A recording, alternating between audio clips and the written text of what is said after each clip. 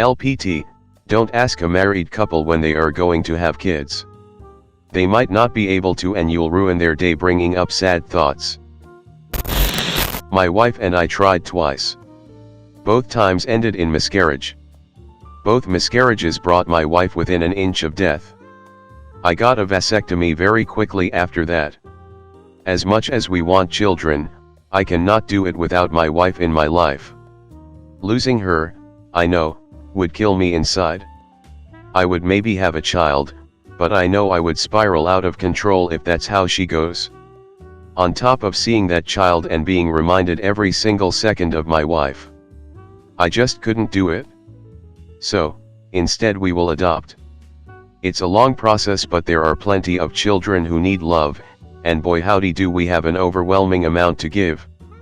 But in the meantime, anytime anyone asks me about kids, it's everything I can do to hold back the tears. And I'm sure it's even harder for my wife. And then on top of all of that, every year about October I suddenly get depressed and then realize that it's brought on because about that time is when that child would have been born. This is the year my child would have been 7. Fuck, this is tough to put out there. But I'm glad I did. Edit/update. Thank you everyone for your kindness and encouragement. It's hard to express in words how it helps and makes me feel to read these comments. Sometimes, I don't know, man. Thank you everyone. Extra edit. As is tradition, thank you kind stranger for the Platinum Award. What do I do with it? Another edit. Thank you again for the gold as well, stranger. I've never felt the Reddit love before. This post and experience has really changed my view of this community. I will continue to reply to every comment as often as I can. I'm at work though. And being a chef means I can't sly away to Reddit for the day. Yet another edit. There's a Hugs Award. Thank you strangers, you really have made my week. I've been going through some inconvenient medical issues, just discomfort, easily resolved with creams and antibiotics. But still, this whole week, and the outpouring of love and support from total strangers really helps keep a person feeling positive. I feel for you and your wife. Hope everything goes well with adoption plans, Red Heart. I get the same feelings periodically too. It's hard because it seems like many people don't know how prevalent miscarriage and infertility issues are. Or how casually people bring up having kids in conversation. Like, if you knew me, you wouldn't talk about it. It's very brave of you to put this out there. I can't imagine how trending it must be. I know I'm only an internet stranger, but I am sending you all the virtual hugs I can give you right now. I hope you and your wife are both doing okay. 3. This is unrelated, but thank you so much for using trending correctly. First time I've seen it worded the right way on Reddit. I also appreciate the proper use of vocabulary. Thank you. Sometimes a few beers really helps to lubricate the vulnerability. It does help to write it down sometimes. I am so sorry for what you and your wife have gone through. That sounds awful and I can't imagine what that must feel like. You deserve a happy life together and I hope you're able to adopt a child who needs a home. Red Heart. Overall, I'd say we happy. We are healthy and financially stable. All of our non-baby needs are met. Thank you for your support. Stay strong, brother. I told your story to my alcoholic dudes and we share your pain together now. Cheers. Cheers for you and your wife. Wow, Thank you, I'm blown away by the types of conversations people have. I hope my story helps your friends. I don't know how, but I'm sure it will. Best of luck to you, my dude, you're doing the right things even though they're hard. You're going to make a great parent. One day. I joke about it saying I'll just go buy a kid from Mexico or Africa. That's basically how adoption works, right? How do vasectomies work? Can you still bust a nut? Reach climax? Everything works like normal. No change at all. Except there's no sperms. Some people, myself included, feel like less of a man after the fact. It took me a long time to mentally overcome that obstacle. But that was also coupled with the fact that it meant my wife and I would not be having biological children. It hurt more because she has said to me many times that she has only ever wanted to be a mom. Damn man. Wait, so does that mean you get like less testosterone to your body and so on? I would imagine it wouldn't affect you too much since you're well done with puberty, right? I'm just as manly as ever. I didn't notice any physic changes at all. Just had my own little mental break for a bit. Glad you're doing better, man. Personally, my mom had 3 miscarriages, so I would have had 3 more brothers. Never asked how she coped with it though, but she mentions it from time to time. Man, I'm already the oldest of 6. Remind me 6 hours. Why wait 6 hours? I've already replied. Thank you. Having similar struggles here. Now in mid-30s and looking at adoption. Some of the things I'm reading in this thread about adoption is wholly anxiety-inducing as well. But as a former mentor said, sometimes you just have to trust life. All the best to you. Yeah, not having kids sometimes has been better though. Travel is great and not being broke is fun. Totally. I like being an adult support for nieces, nephews, and other kids in my life. I also do a lot in terms of community education and volunteering, and that would not be possible with a family.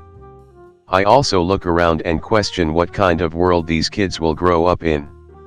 Healthcare and education systems are deteriorating, income inequality is rising. I don't know, things seem bleak and make me more motivated to help the people that are already here as opposed to bringing new ones in. This so much. I love spending time with my niece and nephews. It's a long process, but there are plenty of children who need love, and boy howdy do we have an overwhelming amount to give. If you say boy howdy, you'll be a good dad.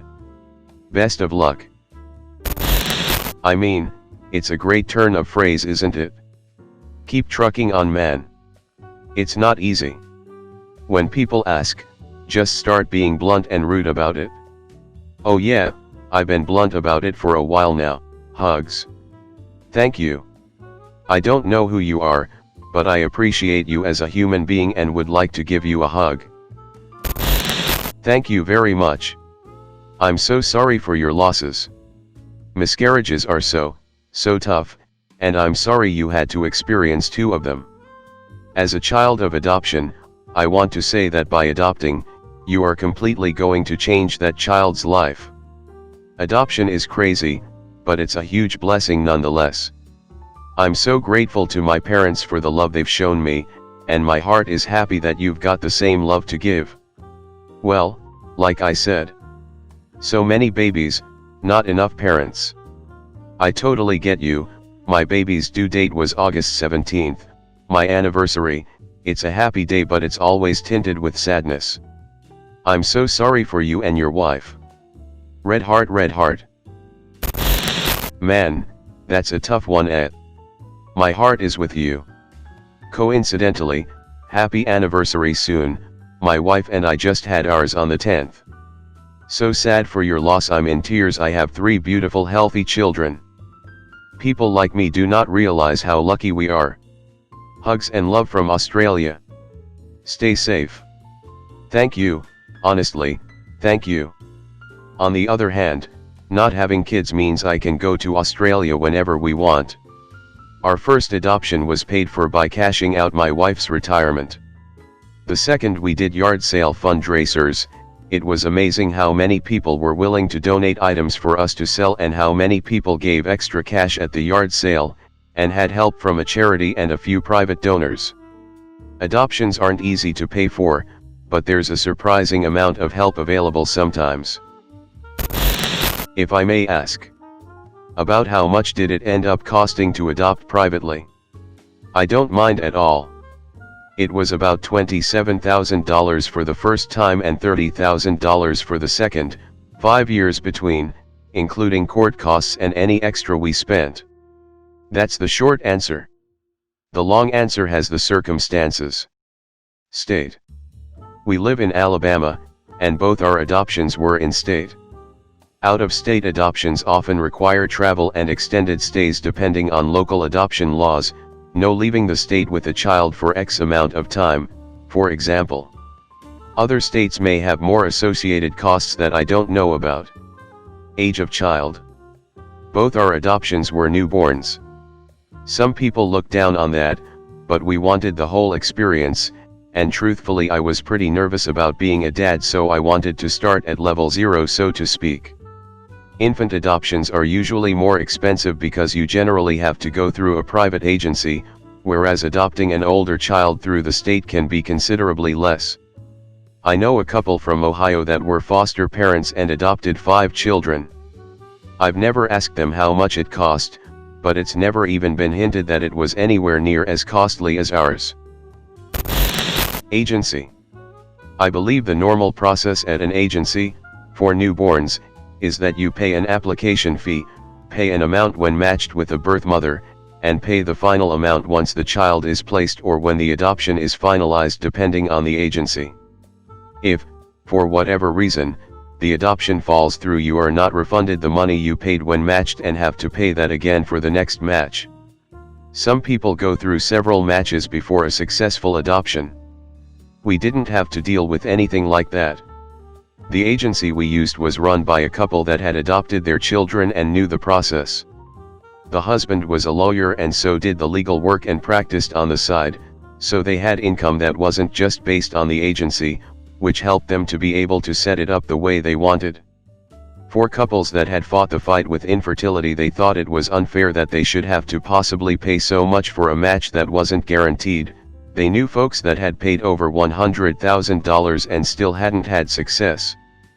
They also didn't want them to have to deal with the heartache of being matched, getting attached, and then basically losing that child when there is a complication with the adoption, especially when they had dealt with things like miscarriages already. In Alabama, the birth mother has 5 days to verbally change her mind after she has signed the paperwork and relinquished custody, then 14 days where they have to file a petition with the court, requiring a lawyer. If I remember it correctly, at that point they have to prove that it would be better for the child to be removed from the adoptive parent's home and returned to the birth mother, so it is fairly rare for that to happen. The agency takes custody of the child for the 5 days and then places them with the new family after, so that there is little chance of them having the child removed from their home. We paid an application fee, a home study fee, about $2,000 total I think, and didn't pay anything else until we brought our girls home.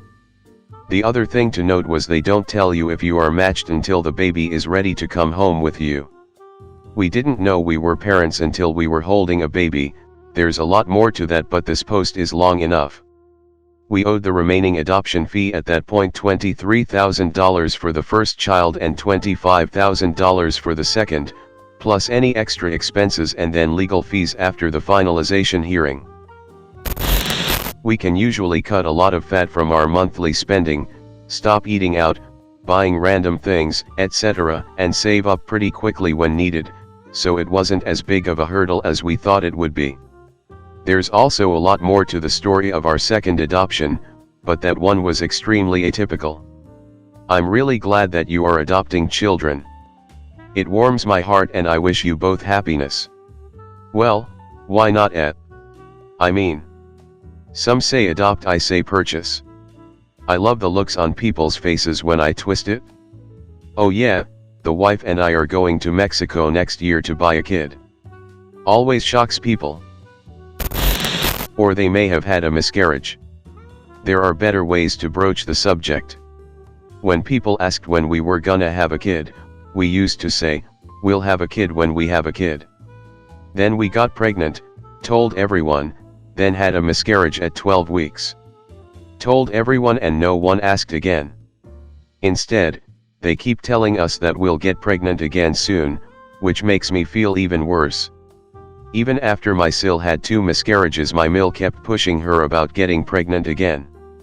I still can't comprehend how she thought it was okay to even bring it up at that point. Miscarriages are extremely common, unfortunately, for how hurtful they are. A lot of times it's genetic as well. Since miscarriages are so taboo to talk about, it could be a sign the mill had many as well. Either way, it's rough and I am sorry you went through that. 1/3 is what I was told when I had my first. A vast majority of them in the first 12 weeks. Depending on what your period is like, I'd say it's like having 1 to 3 periods compressed into a single day. Sorry you had to go through that. I've heard that the first time someone has one they have almost zero idea that it's even normal. It's a rough thing for everyone involved. I can't imagine what you went through. Nah, I'm one of those who probably easily could have gone a whole life without having any kids at all and not regret a thing. Have one kid now and don't regret that more often than anyone else going through a tornado toddler phase, winky face. One thing to note though was that I became really sad on and off during the day it happened. The pregnancy wasn't planned and as I said, not even a tiny part of me have even the slightest urge to have kids, so I'm not sure why apart from the unexpected pain. So if anyone like me reads this, expect sadness if it happens to you even though your life doesn't revolve around becoming a mother. That's such a great perspective to hear. I think there is such a black and white view on aspects of life, it's good to hear about the gray. Thank you for sharing. It's because your mill probably had at least 2 miscarriages. It turns out miscarriages are very common, which fucking sucks. Sad face. Mill maybe just wants to be a grandma, or a grandma of more kids, but needs to learn some tact. My mill did not have any miscarriages, although it took her several years for baby number 2. She had 4 kids total. She was just that obsessed with the thought of having grandkids. Tried to pressure me into it when I was working 50 hours a week, commuting 12, and going to grad school part-time. Fair enough. The thing is, I didn't know how common they were until I had my miscarriage. I had to go in for a D&C and almost every doctor, nurse, and specialist that attended to me were women and they all said that they had at least 1 miscarriage. One of the doctors said she had 5 miscarriages before she had a successful pregnancy. I'm very sorry for your loss. It can be extremely painful to have those closest to you not understand your pain. We had a miscarriage at 10 weeks and another 6 months later at 8 weeks. It's been a year now and I've had to go to physical therapy and grievance counseling. I hope you get the comfort you need from those who care the most. Wishing you good thoughts and vibes. I know it's no condolence, but no, you aren't alone in your pain. It's brutally common but for some reason so taboo to talk about. Stay strong and I hope the best for you. Worse not worst, god damn it, you can't even talk. Username checks out. Why the fuck do you think someone going through this needs their grammar corrected? Maybe they can barely see the phone through their tears, you fuckbag. Yeah, probably a liberal. I had 4 miscarriages before I had my daughter. My answer for when are you having kids was when they stop dying inside me.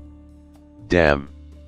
Brutal answer, but brutal tragedy to be reminded of over and over. My condolences. Brutal question. Appropriate answer. Agreed. My wife and I have talked about our answer to these questions, because we're sick of it, too. They range from planning to burst into tears, weeping we're trying, oh, God, we're trying. Berating them for asking such a personal question. I've done this to an old church lady who has known me as a polite boy since I was a toddler. Giving them an uncomfortable amount of personal details to go with their uncomfortably personal question. My wife has done this well. My husband keeps ejaculating inside me, but I wonder if it's spontaneously aborting because I'll sometimes get irregular vaginal bleeding. Just saying, we're waiting to find out what the doctor says. I have said, well, if my uterus could just keep one alive, then that'd be great. People always feel uncomfortable with the word uterus, so it's an added bonus. Yeah, I don't get the discomfort. They call it uterus, but the way it keeps flushing out dead babies, it might as well be called uterm. Throw in ejaculate and vaginal bleeding and they will be even more uncomfortable. Best in your face answer ever. But it's probably not going to work with cultures or generations that have no privacy boundaries. I witness this all the time, that the old grandma or middle-age uncle would just continue to say, oh then you have to see the stock / you have to stop doing A or B / you have to eat C, etc, etc. Now instead of being unfortunate, you'd feel like it's now all your fault that you didn't do or do too much of something to cause this. Source: am from this kind of culture. P.S. I'm so sorry you need to go through this. Hope you never need to answer that one more time. Thanks for watching. If you could like, subscribe and comment best Reddit stories for more Reddit videos.